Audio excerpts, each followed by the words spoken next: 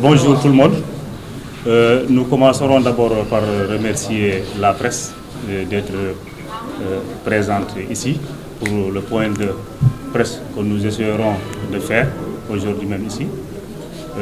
Concernant ce qui s'est passé chez nous à Médina Gounass, la commune de Médina Gounass, récemment le 17 juin 2024, il y a eu affrontement entre, j'aime même pas utiliser ces genres de termes, Gabunke ou Foutanké. J'aime pas utiliser ce terme-là, franchement, en tant que professeur et en tant que Sénégalais. Parce que je me dis que ça soit Foutanké ou Paul Fouladunga, nous sommes tous des Sénégalais. Et même les derniers recensements de ANSD, on a vu que tout le monde est ethnie Peul. Ethnie Peul, dans la langue Poulard. Donc je ne suis pas à l'aise même en parlant de cela. Mais il arrive des moments où il faut aussi rétablir la vérité quand on voit dans les médias et dans les réseaux sociaux des gens donner une autre version. C'est la raison pour laquelle nous sommes là aujourd'hui pour apporter d'éclaircissement par rapport à ce qui s'est passé le jour de la Tabaski, le jour de félicité où les gens sont en train de se dire pardon tout un chacun et ce qui s'est passé chez nous. C'est quoi le problème? Le 17, c'était la fête de Tabaski. Les deux communautés ont eu à s'affronter. Mais il faut partir d'abord un peu sur l'historicité des fêtes, que ce soit Korité ou Tabaski.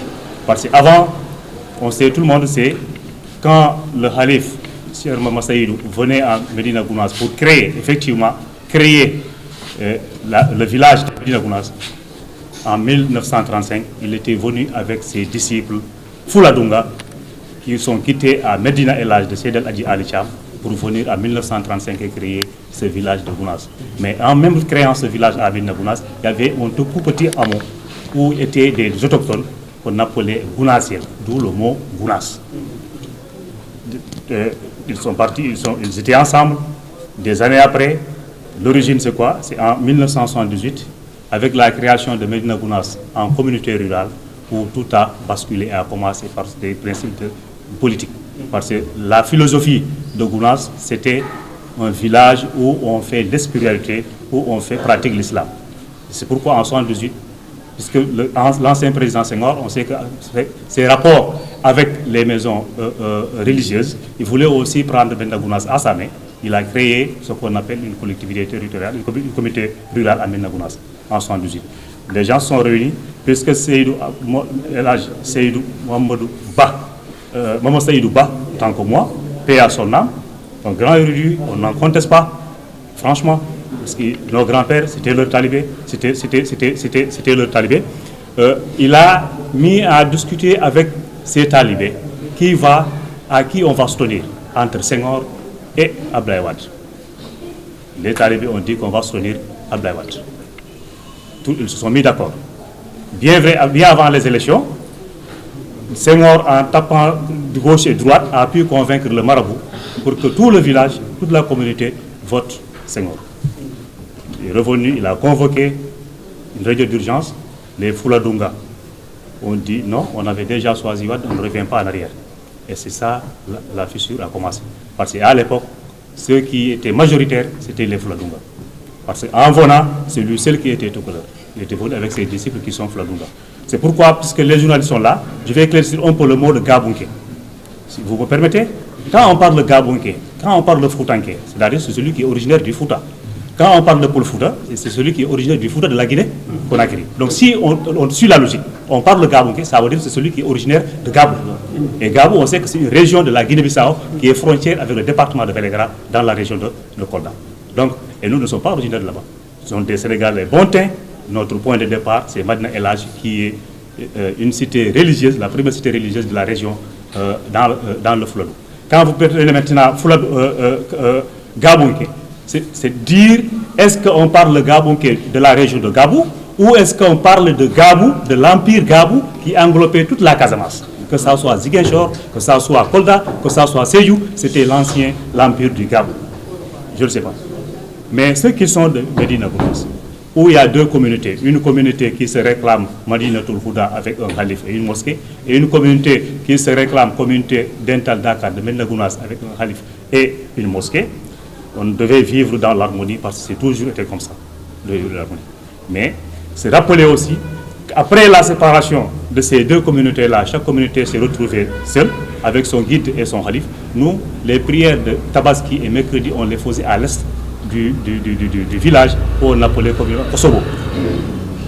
Après, l'autre communauté aussi, parce que je vous ai dit, je n'aime pas employer le mot Foutan, que je dis simplement tout clair, sont revenus aussi dans cette zone-là pour faire aussi leur prière de Tabaski ou de Korité.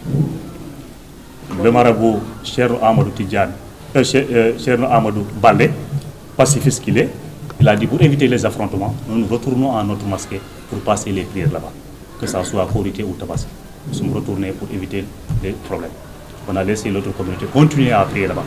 Pour éviter tout ça, l'État avait donné chaque communauté l'heure où il doit prier. Nous, c'était entre 9h et 10h, et l'autre communauté de tout couleur, c'est entre 10h et 11h. Voire l'autre 10h, l'autre 11h. Parce que quand nous terminons, nous rentrons complètement, les autres en ce moment prient, ils finissent, ils peuvent passer par la voie, parce que c'est la même voie qui mène au niveau de notre mosquée pour aller à la mosquée des tout couleurs. Et malheureusement, 2007, c'était la même chose, on a frôlé un affrontement, ça ne date pas d'aujourd'hui. 2007, c'était la même situation. Finalement, les gendarmes ont pu calmer les gens, ils ont changé de voie.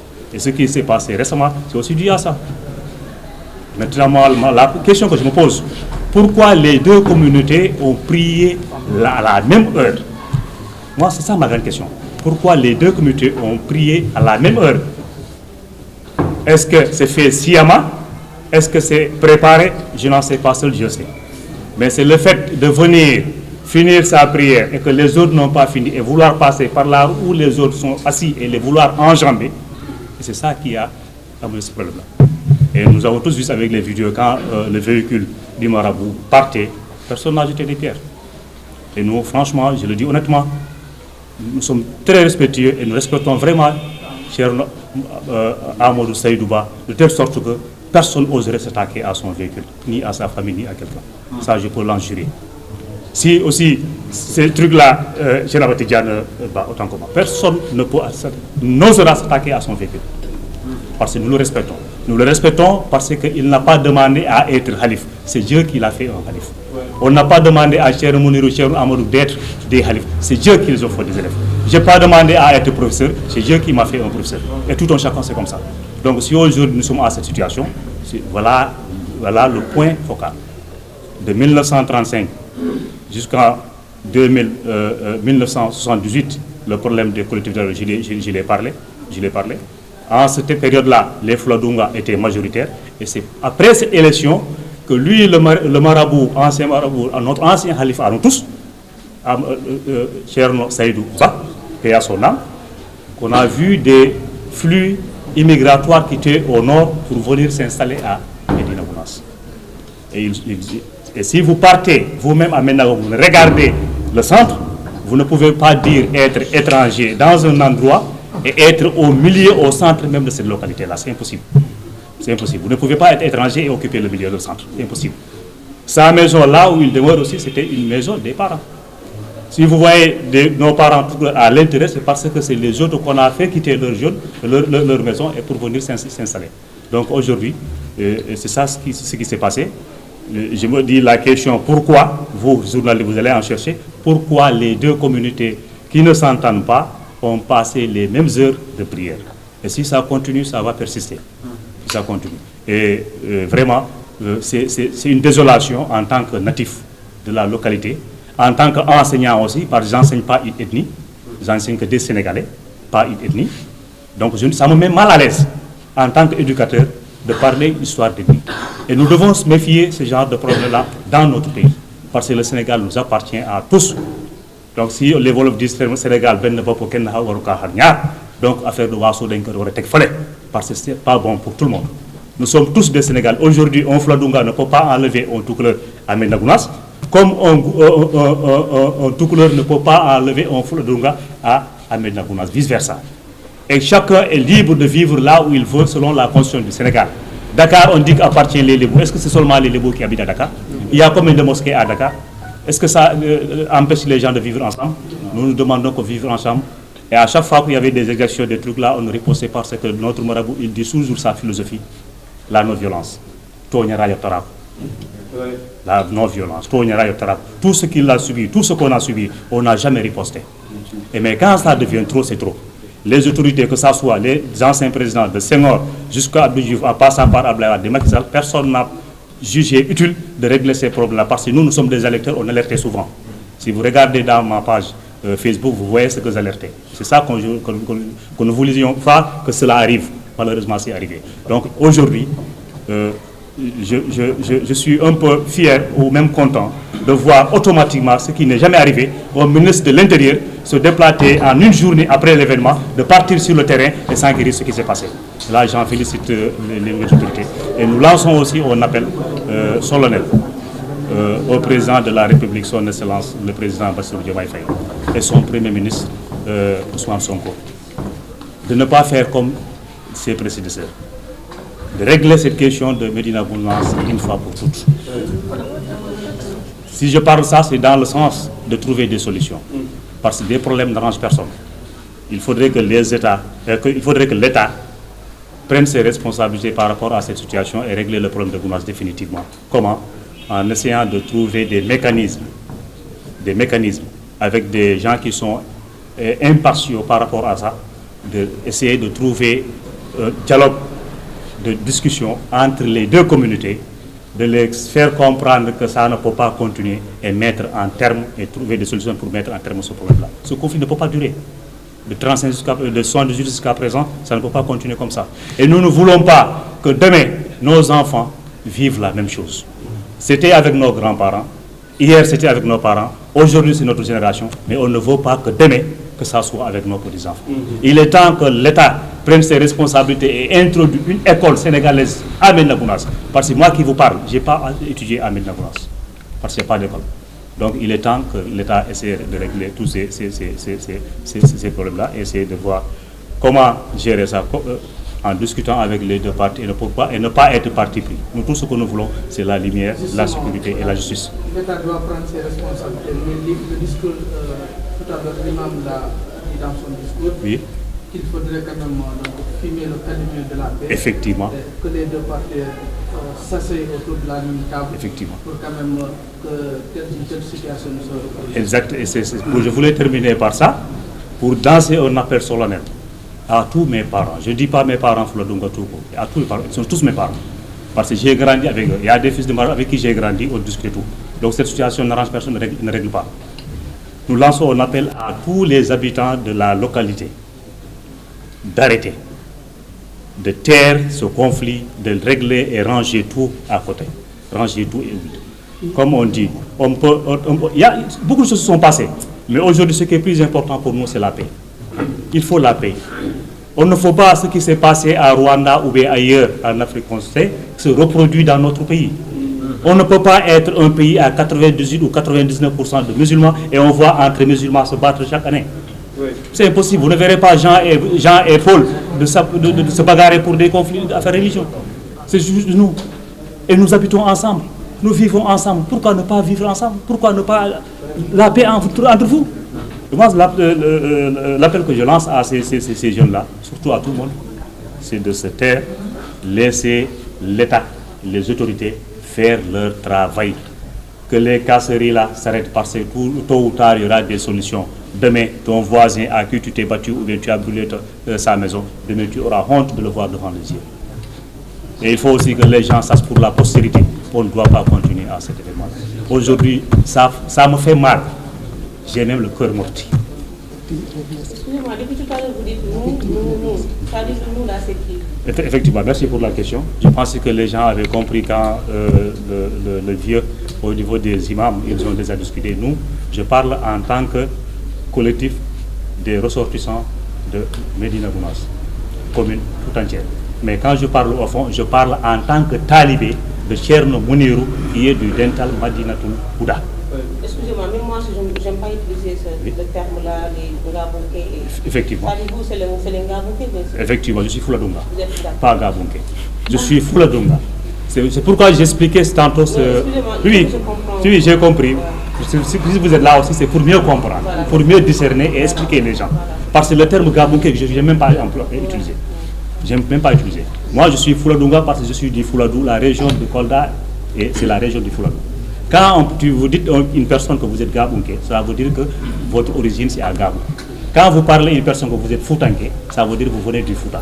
Quand vous dites à une personne que vous êtes de Paul Fouta, ça veut dire qu'il vient du Fouta Jalapol de la Guinée. Vous voyez. Donc ces termes péjoratifs-là font mal.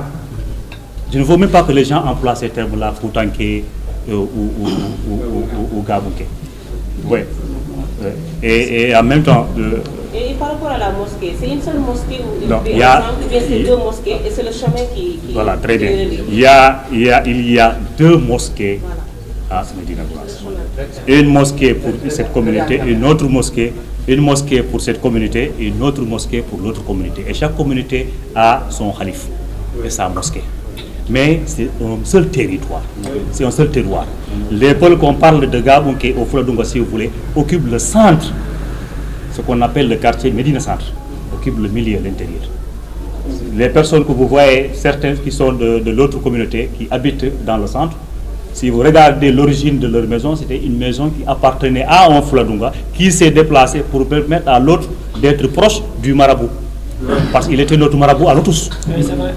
Ça, on ne peut pas cacher la vérité. La vérité est là.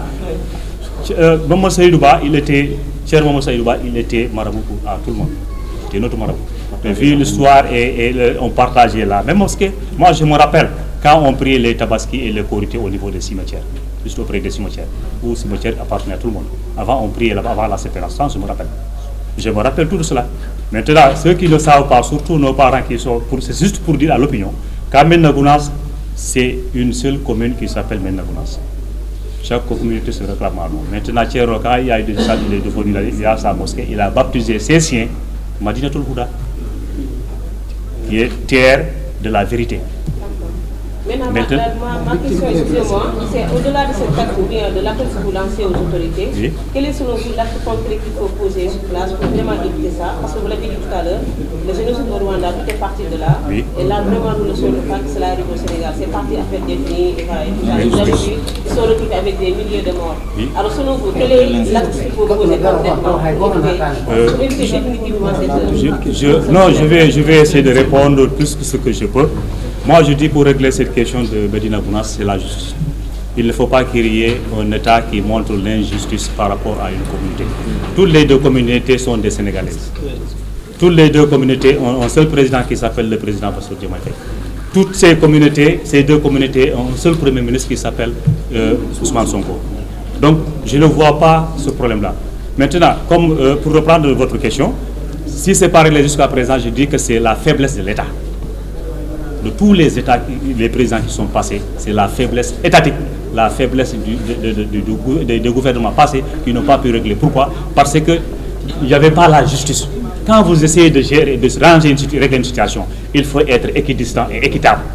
Et si vous n'êtes pas équidistant et équitable, l'autre sera frustré. Et quand vous frustrez l'autre, l'haine va s'augmenter. Et c'est cette haine-là qui fait que jusqu'à présent, on n'a pas de solution. C'est juste ça. Maintenant, le reste, c'est à l'État d'assumer et de faire ce qu'il doit faire. Mais nous, jusqu'à présent, nous lançons cet appel-là à dire les gens de se taire, de laisser l'État réfléchir. La même mosquée, nous n'avons pas le même halif. Avant, on avait le même cimetière. Il y a eu un moment où on a fermé les cimetières sans nous avertir, sans parler ça au marabout. Mais la mort est naturelle. On peut mourir tout le temps. Et si on vous ferme un cimetière, on vous dit vous cherchez là où vous n'avez pas où enterrer, ça pose problème. On a cherché un endroit où enterrer nos morts en attendant de régler cette situation-là. Parce qu'on n'a pas été informé par rapport à la fermeture de ce cimetière-là. Actuellement, moi-même, je ne peux pas aller acquérir des saluer par rapport à mes parents qui sont dedans, puisque c'est fermé. Et ça, c'est depuis quand cette C'est 2019. C'est l'événement 2019. J'avais 2019, on a commencé à enterrer quelque part, ensuite avec la complicité de l'État. L'État est très fort. on nous a imposé d'aller enterrer là où les autres enterrent. Et nous, on préférait avoir notre propre cimetière. Parce qu'on a le site, on a déjà enterré là-bas plus de 20 personnes. Et ce cimetière, 40, voilà. Et ce cimetière est toujours là-bas. Je veux dire que c'est l'État, toujours l'État. Je dis le haut et fort, c'est toujours l'État qui a été complice. Quand un État gouverne, vous gouvernez des Sénégalais, vous ne gouvernez pas des Maliens, vous ne gouvernez pas des Guinéens. Nous sommes tous des Sénégalais au même pied d'égalité. Moi, j'enseigne, je suis fonctionnaire de l'État du Sénégal, je suis payé par l'État du Sénégal. Donc, il faut dire les mots quels qu'ils sont. C'est les gouvernements précédents qui n'ont pas su prendre responsabilité et régler la question du droit. Pourquoi? Parce que question électorale. Cimetière, nous réclamons un cimetière. Nous voulons un cimetière, nous réclamons notre cimetière parce qu'il y a déjà des gens qui sont enterrés là-bas et c'est notre site et on veut vraiment que l'État pense à ça et essaie quand même de régler cette situation, de nous laisser avec notre cimetière. Effectivement, par rapport aux blessés, je vais d'abord commencer à présenter mes condoléances aux défunts parce que j'ai appris qu'il y a un mort. Pour le moment, moi, ce que j'ai appris, parce que je ne dis pas ce que je ne sais pas. J'ai appris qu'il y a un mort. J'ai pris pour le repos de l'âme de cette personne disparue. Mais aussi, il y a des blessés. Il y a même des blessés graves. Et les blessés ont des difficultés pour accéder à l'hôpital parce que l'hôpital n'est pas géré peut-être pour nous. Puisque je n'ai pas trop d'éléments aussi par rapport à ça, je ne peux pas m'aventurer. Ce que je ne suis pas renseigné par rapport à ça. J'ai entendu, c'est des échos. Si les gens ne parviennent pas à aller se soigner là-bas, si c'est vrai, c'est un problème. Parce que l'hôpital appartient à personne. L'hôpital est mis pour les citoyens, est mis pour tout le monde. Mais je ne peux pas, c'est un service public pour tout le monde. Je ne peux pas m'aventurer trop sur ça. Parce que mais je sais qu'il y a des gens qui sont soignés chez eux. Ça, je le sais. Il y a des gens qui sont soignés chez eux.